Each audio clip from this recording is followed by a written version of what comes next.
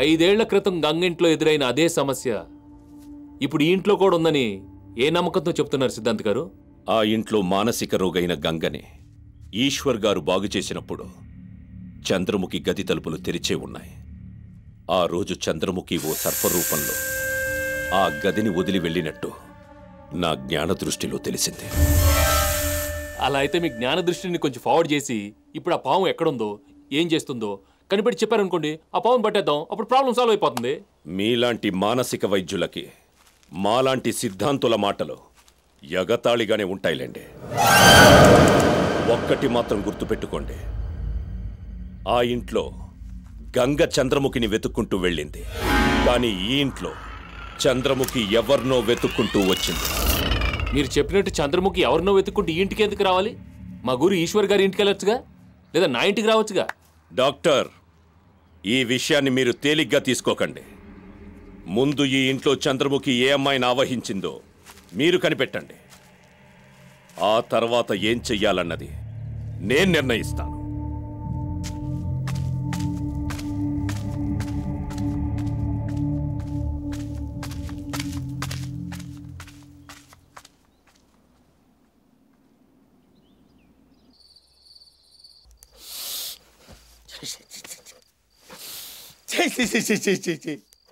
Doctor గారు, ప్రాణాయామం చేసినా నిద్ర రావట్లేదండి. ఈ ఇంట్లో నేను చచ్చిపోతాను అని భయంగా ఉంది డాక్టర్ గారు. ఆ సిద్ధాంతి గారు చెప్పిన ఇంకో విషయం చెప్తే నువ్వు అద్రిపోతావు. ఏంటది? ఆ చంద్రముఖి దయ్యం ఈ ఇంట్లో 30 అడుగుల పావులా మారిందని.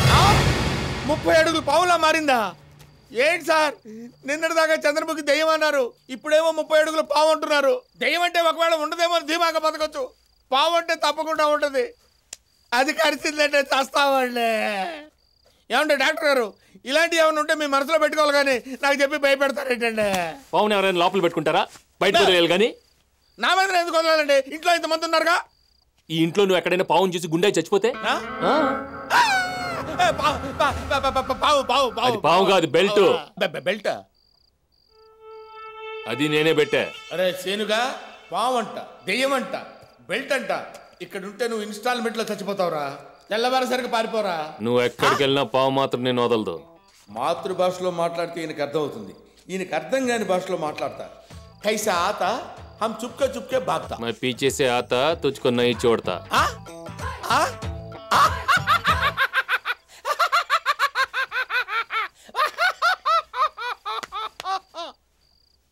మాతృభాషలోనే కాదు, నేను ఏ భాషలో మాట్లాడినా మీకు అర్థం అవుద్ది. వేసేయండి డాక్టర్, నిన్నేసినట్టే ఇవాళ కూడా వేసేయండి. నోట్లో కాదు, చేతిలో వేస్తాను, పట్టు.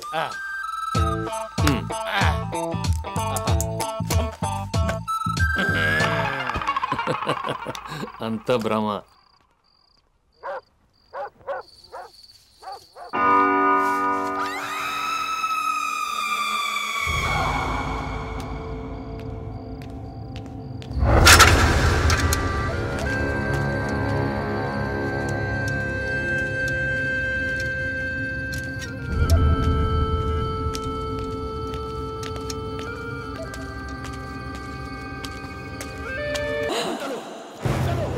ఆర్పండి మంటలు! శంకర్రావు గారు, ఆర్పండి! తీయండి, తలుపులు తీయండి, ఆర్పండి మంటలు!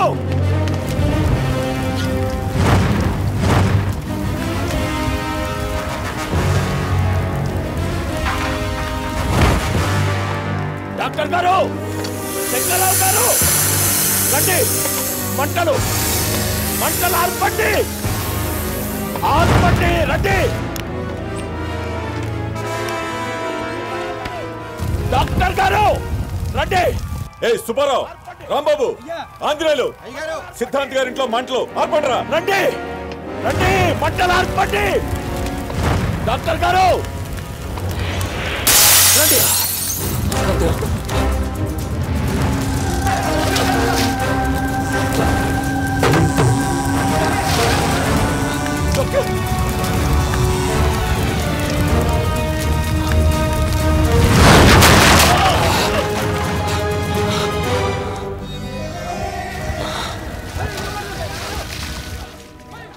చూసారా డాక్టర్, ఈ ఇంట్లో చంద్రముఖి ఉందంటే మీరు నమ్మలేదు. నన్ను చంపటానికే ఈ పని చేసిందని ఇప్పటికైనా నమ్ముతారా? నా దైవశక్తి ముందు దాని దుష్టశక్తి ఓడిపోతుందని దానికి భయం. కోపం తెచ్చుకోవద్దు. మీకు దైవశక్తి ఉందని మీ మీద అగ్నిని ప్రయోగించింది, ఓకే. కానీ నా మీద ఎవరు అటాక్ చేశారు? వాళ్ళెవరు? మీ మీద ఎవరో దాడి చేసి ఉండొచ్చు, కానీ నన్ను చంపాలని చూసింది మాత్రం అదే.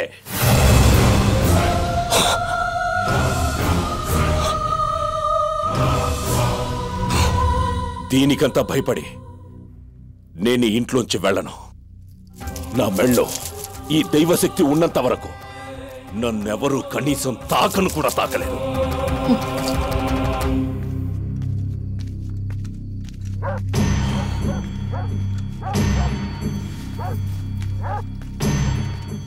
పార్వతి గారు, ఇంత రాత్రిపూట మీరు ఎక్కడి నుంచి వస్తున్నారు? అది ఇంట్లో కరెంట్ ఉంది కదా, లాంతర్తో పని ఏంటి? అది అది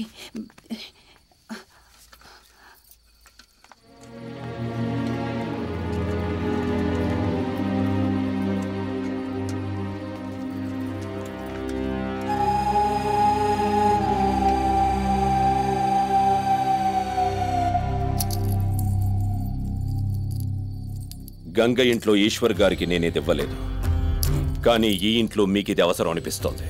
మీకు నమ్మకం లేకపోయినా దీన్ని మీరు నా కోసం మెళ్ళో వేసుకోవాలి. సిద్ధాంత్ గారు, మీరు దేవుడి మీద నమ్మకంతో అన్ని పనులు చేస్తారు, కానీ నేను చేసే పనిలోనే దేవుడిని చూస్తాను. నాకు దేవుడి మీద నమ్మకం ఉంది, కానీ మూఢ నమ్మకం లేదు. జస్ట్ నేను నేర్చుకున్న శాస్త్రం మీద నమ్మకం మాత్రం.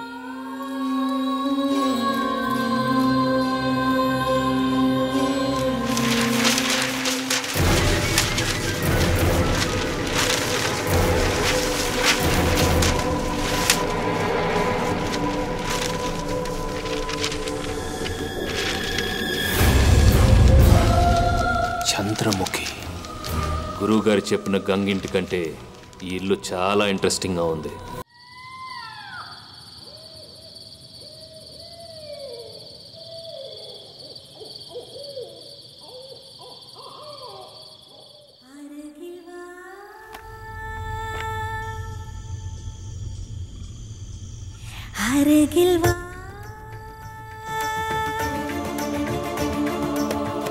ఇవాళ నేను వదిలేది లేదు.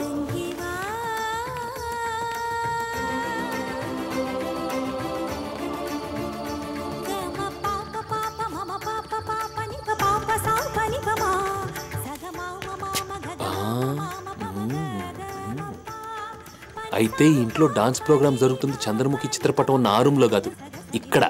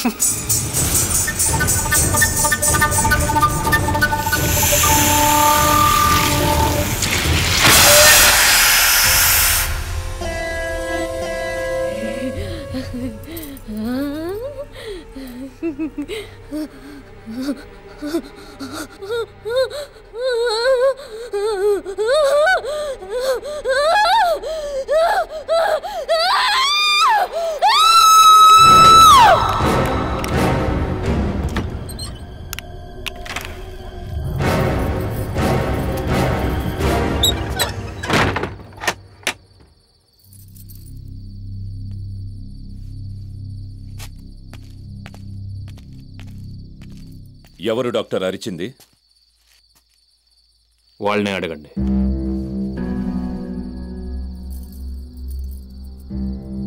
మా పెద్దమ్మాయి గాయత్రి. ఆ రోజు నాతో చనిపోయిందని చెప్పారు. అబద్ధం చెప్పాను. హైదరాబాద్లో డాన్స్ కాంపిటీషన్ జరిగింది. అందులో బహుమతిగా వచ్చిన చంద్రముఖి చిత్రపటాన్ని తీసుకొస్తున్నప్పుడు జరిగిన యాక్సిడెంట్లో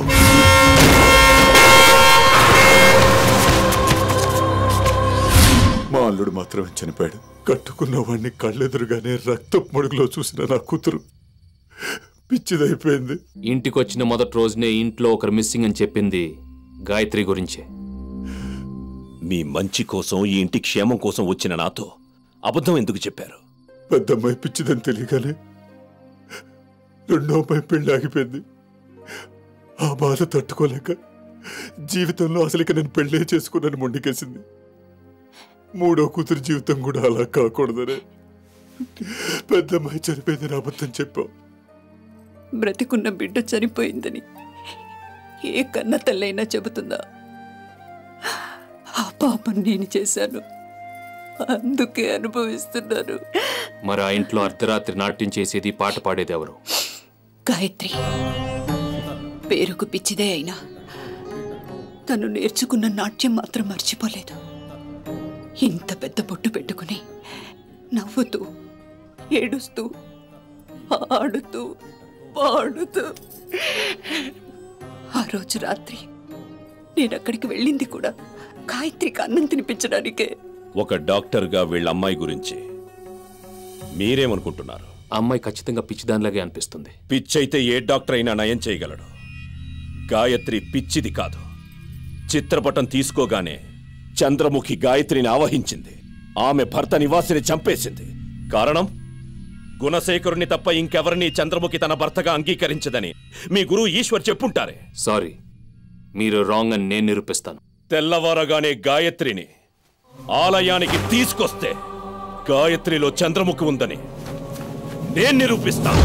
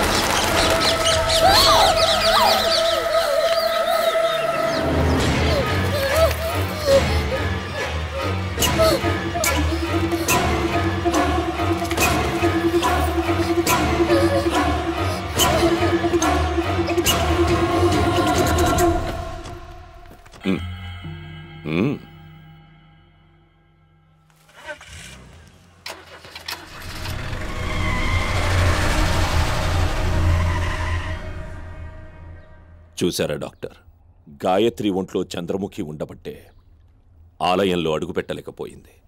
చంద్రముఖి ఆత్మ ఆమె శరీరంలో ఉండబట్టే పశువులు పక్షులు భయపడి బెదిరిపోయాయి. దుష్టశక్తుల్ని మూగజీవాలు ముందుగానే కనిపెడతాయనడానికి ఇదే నిదర్శనం. భూకంపాలు, సునామీలు ఏర్పడినప్పుడు ముందుగానే మూగజీవాలకు తెలుస్తుందని నాకు కూడా తెలుసు సిద్ధాంతి గారు. సరిగ్గా ఆలయంలో గాయత్రి అడుగుపెట్టిన సమయంలో ఎక్కడన్నా భూకంపం వచ్చిందేమో, అందుకే మూగజీవాలు రియాక్ట్ అయి ఉండొచ్చు. It may be just coincidence. ఈ శాస్త్రవేత్తలకు మేవేది చెప్పినా ఒక ప్రశ్న మిగిలే ఉంటుంది. చూడండి, జ్ఞానం నుంచి విజ్ఞానం పుట్టింది కానీ విజ్ఞానం నుంచి జ్ఞానం పుట్టలేదు. రేపు గాయత్రిని మండలంలో కూర్చోబెట్టి ఆమె నోటి వెంట నేను చంద్రముఖినని చెప్పించకపోతే నా పేరు రామచంద్ర సిద్ధాంతే కాదు.